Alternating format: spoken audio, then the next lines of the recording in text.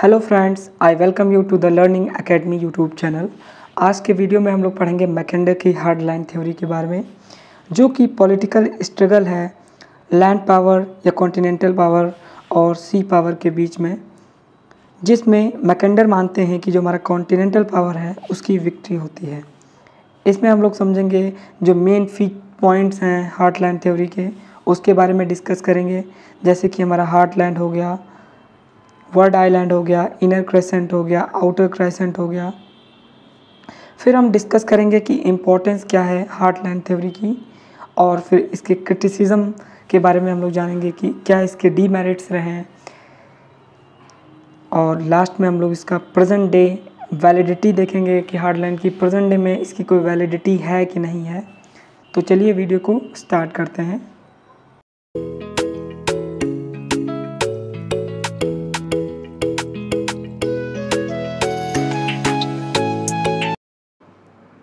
Mackender's Heartland Theory. Heartland theory was given by Sir Halford Mackinder, a British geographer. Heartland theory जो है, जो heartland का concept है, इसको सर हेल्फोर्ड मैकेंडर ने दिया था, जो कि एक ब्रिटिश जोग्राफर थे।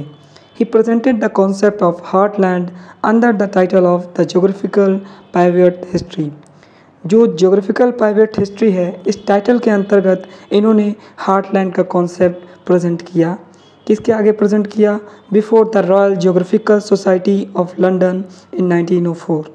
ठीक, royal geographical society of London जो है, उसके समक्ष इन्होंने हार्टलैंड का कॉन्सेप्ट प्रेजेंट किया 1904 में, 1904 में। This theory regards the political struggle between the land and the sea power with the ultimate victory going to the continental power.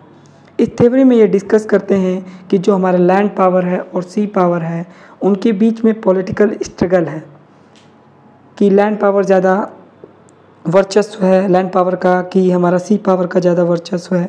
इसके बीच में कॉन्टिन्यूस पॉलिटिकल स्ट्रगल चलते रहते हैं, और हेल्फोर्ड मैकेंडर का मानना था कि जो हमारा कॉन्टिनेंटल पावर है उसकी लास्ट में विक्ट्री होती है। ठीक, कॉन्टिनेंटल पावर जो है हमारा, वो हमारा सी पावर से ज़्यादा महत्वपूर्ण है। हेल्फोर्ड मैकेंडर जो है, इनके बारे में भी हम लोग जान लेते हैं। इनका जन्म 15 फरवरी 1861 को हुआ था, and he died on 6 March 1947। John मैकेंडर्स geopolitical theory argued that ultimate power dependent on the geographical location. जो मैकेंडर है, उनकी जो जियोपॉलिटिकल थ्योरी है, वो आर्ग्यू करती है कि जो हमारा पावर है, जो अल्टीमेट पावर है, वो डिपेंड करता है ज्योग्राफिकल लोकेशन पे। किसी भी ज्योग्राफिकल लोकेशन के आधार पे उसकी जो पावर है वो डिफाइन की जा सकती है। Continuous struggle can be seen between the continental and the ocean power, ultimate victory will be continental power.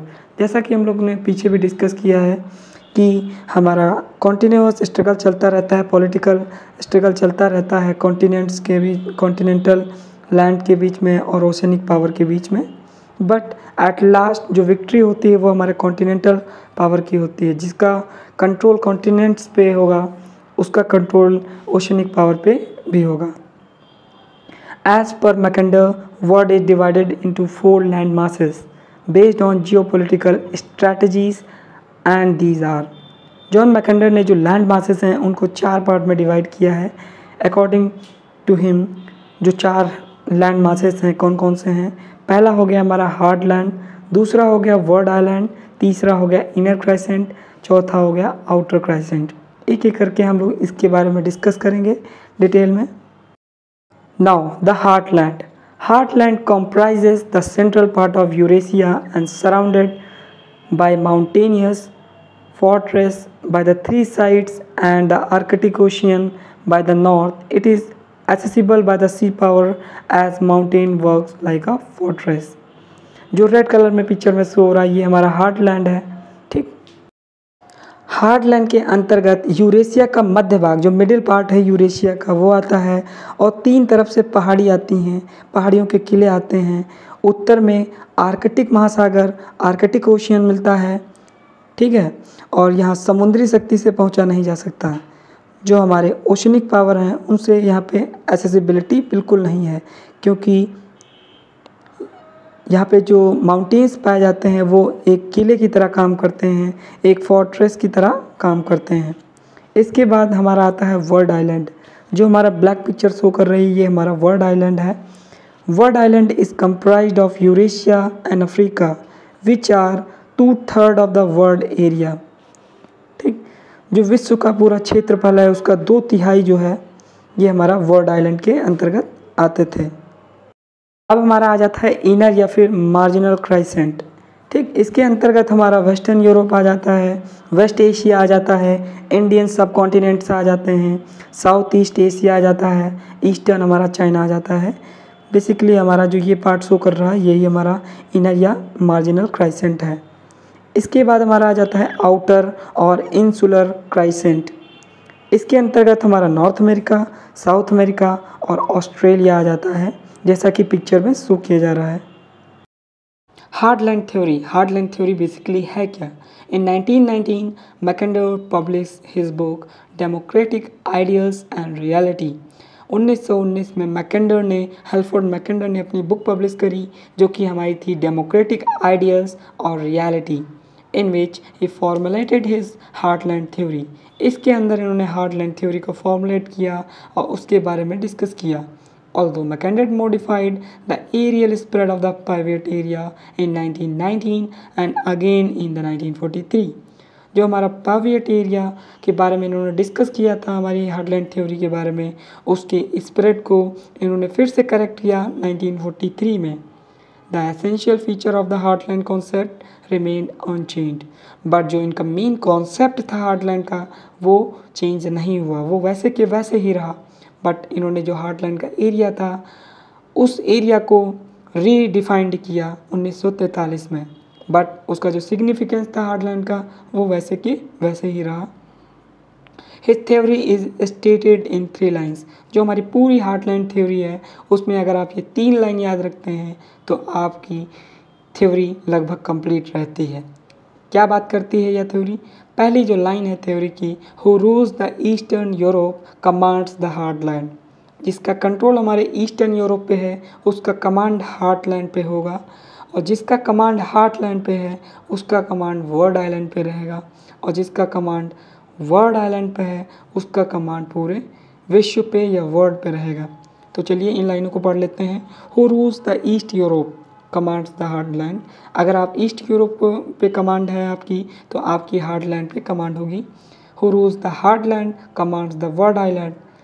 जो हार्टलैंड को रूल करेगा उसका कमांड रहेगा वर्ड आइलैंड पे, और who rules the word island commands the word, और जिसका जो वर्ड आइलैंड को रूल करेगा उसका कमांड वर्ड पे रहेगा। ठीक, सो ये बेसिकली हमारी हार्टलैंड थ्योरी की कोर कॉन्सेप्ट है।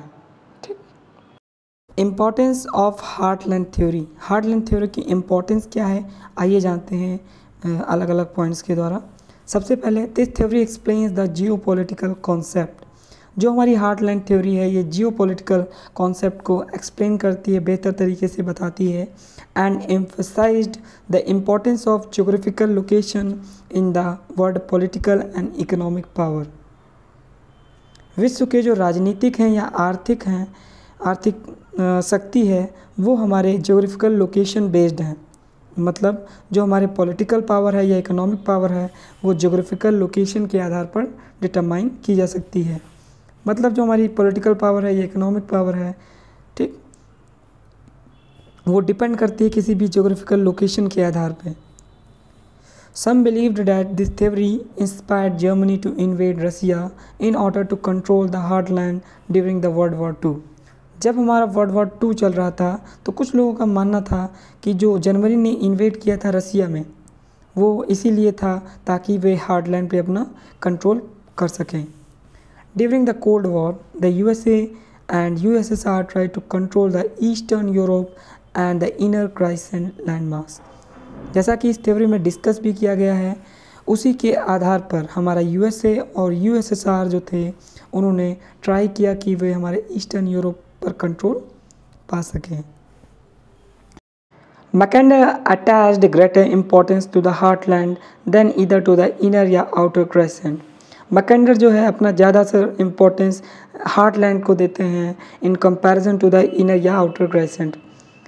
जो हमारा इनर या आउटर क्राइसेंट है, ठीक, उसको ये कम इम्पोर्टेंस देते हैं, बट हार्टलैंड को ज़्यादा इम्पोर्टेंस देते हैं। क्यों देते हैं? According to him heartland was the west area of the Arctic. जो हार्टलैंड है वो आर्कटिक का वेस्ट एरिया है, ज़्यादा से ज़्यादा एरिया है, and interior drainage surrounded by the physical barriers.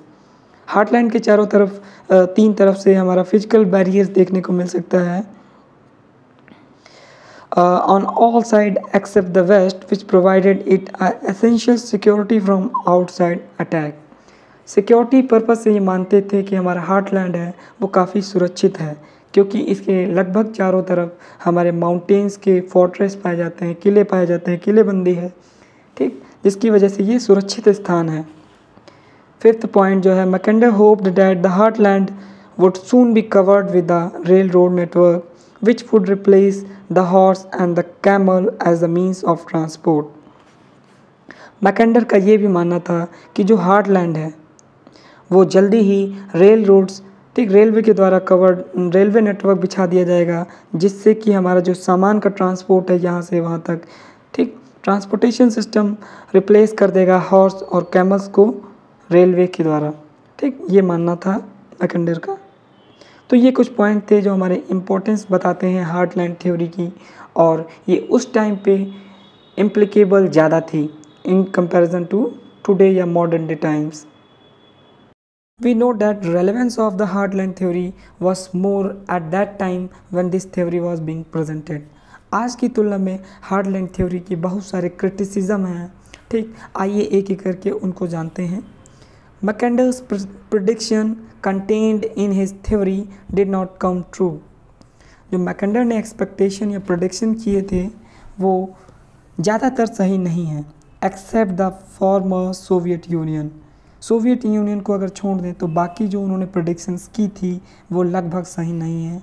The Soviet state exercise the considerable influence over the eastern Europe. He failed to take into consideration the role of changing technology and the significance of air power. ठीक, इनका मानना था कि जो हमारा heartland है वो चारों तरफ से सुरक्षित है, बट यहाँ पे जो हमारा एयर पावर है उसकी नेग्लिजेंस किया जा रहा है, एयर पावर को सिग्निफिकेंस नहीं दिया जा रहा है और टेक्नोलॉजी को भी ज़्यादा महत्व नहीं दिया जा रहा है। ये थ्योरी तब एप्लीकेबल थी जब टेक्नोलॉजी में या एयर पावर में जो हमारा दुनिया है, विश्व है, वो इतना डेवलप नहीं हुआ था। ही हैज़ बीन, क्योंकि जो अब हमारा हार्टलैंड है वो इतना सुरक्षित नहीं है, क्योंकि हम एक्सेस कर सकते हैं एयर पावर के थ्रू, हम वहाँ पे एक्सेसिबिलिटी हो सकती है। He has been criticized for over emphasizing the potentialities and defensibility of heartland. ये बहुत ज़्यादा क्रिटिसाइज़ किए जाते हैं जिस बात पे इन्होंने कहा था कि जो हमारा हार्टलैंड है वहाँ पे पोटेंशियलिटीज़ बहुत हैं और वहाँ पे डिफेंस पर्पस से एक सिक्योर रीज़न है, उसको लेकर इन्हें काफ़ी ज़्यादा क्रिटिसाइज़ किया जाता है, क्योंकि हम अब जानते हैं विश्व का कोई भी जगह हो वहाँ एयर पावर के थ्रू एक्सेसिबिलिटी हो सकती है। Mackender's word map on the Mercator projection immensely exaggerated the area of the frozen Arctic Ocean. जो आर्कटिक ओशियन है उसमें जो फ्रीज्ड एरिया है उसको बढ़ा चढ़ा कर बताया गया, and created a wrong impression that to the north of the heartland lies a large expanse of ice only. और यह भी गलत बताया गया कि जो हमारा हार्टलैंड है उसके नॉर्थ में जो हमारी बर्फ़ है उसका बहुत ज़्यादा विस्तार है। ये बातें भी कहीं ना कहीं गलत बताई गई, मतलब कि आर्कटिक महासागर के क्षेत्र को अधिक बढ़ा चढ़ा कर बताना, या फिर जो हमारा हार्टलैंड है उसके नॉर्थ में केवल बर्फ़ का ही विस्तार है, एक्सपेंस है, यह बताना कहीं ना कहीं इनके क्रिटिसिज्म को साबित करता है। Present day validity of heartland theory. After the defeat of Germany in the second world war, the former Soviet Union emerged as a great power in the world. जो हमारा द्वितीय विश्व युद्ध हुआ था उसमें जर्मनी की जब हार हो गई तब सोवियत संघ जो है वो विश्व में एक महान शक्ति के रूप में उभर कर सामने आया। She succeeded in controlling the whole of the Eastern Europe by installing the communist government in the East Germany.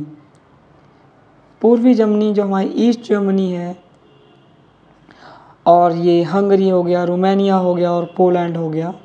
ठीक, हंगरी हो गया, रोमानिया या पोलैंड होगा। यहाँ पे समाजवादी सोशलिस्ट सरकारें या गवर्नमेंट स्थापित करके जो हमारा ईस्टर्न यूरोप है उसको नियंत्रित करने में सफल रहे।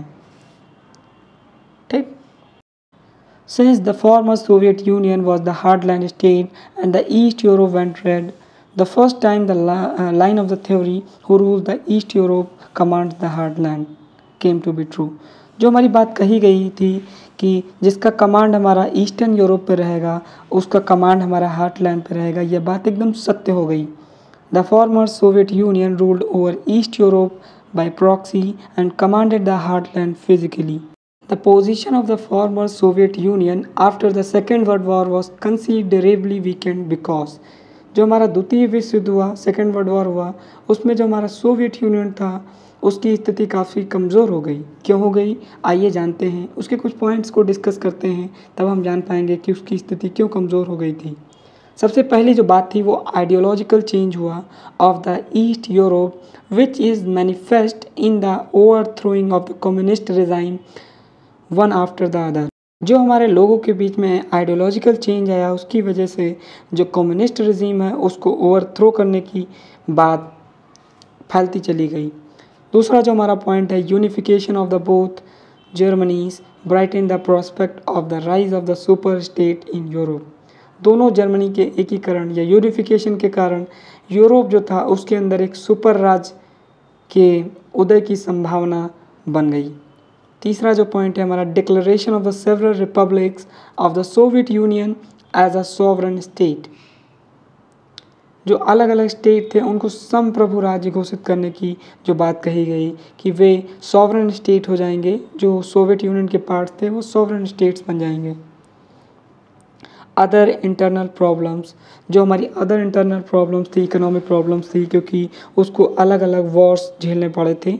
The challenging position of USA reduce the importance as well as the chances of former Soviet Union for the world domination. ठीक, आज के समय पे जो हमारा यूएस है उसका स्टैंड काफ़ी ज़्यादा मजबूत है हमारा जो पुराना यूएसएसआर था उसकी तुलना में। और जो दूसरा पॉइंट है हमारा, although the Russia still controls the heartland, she has lost her political grip over the east Europe. ठीक, हालांकि जो हमारा रसिया है उसका कंट्रोल अभी भी हार्टलैंड पे है, बट उसका जो कंट्रोल ईस्टर्न यूरोप पे है वो ख़त्म हो गया है। इसीलिए हमारी जो थ्योरी है, जो वैलिडिटी है थ्योरी की, जिसकी पहली लाइन ही कहती है whoever controls the eastern Europe controls the heartland, वो उसकी वैधता अब नहीं रह गई है, सिग्निफिकेंस नहीं रह गया है। Hence we can say that कि ये जो थ्योरी है हार्टलैंड उसका सिग्निफिकेंट आज के सिनेरियो में उतना ज़्यादा नहीं है जितना तब के टाइम पे था, क्योंकि हमारा टेक्नोलॉजिकल इम्प्रूवमेंट्स हो चुके हैं, एयर एक्सेसिबिलिटी हो चुकी है, हार्टलैंड भी हमारा इतना सिक्योर रीजन नहीं रह चुका है। Heartland theory of the Mackinder. I hope you understand the theory well, and if you want more such educational content like this from me, so please like and share and subscribe my channel and stay connected with me. See you in the next, and Jai Hind.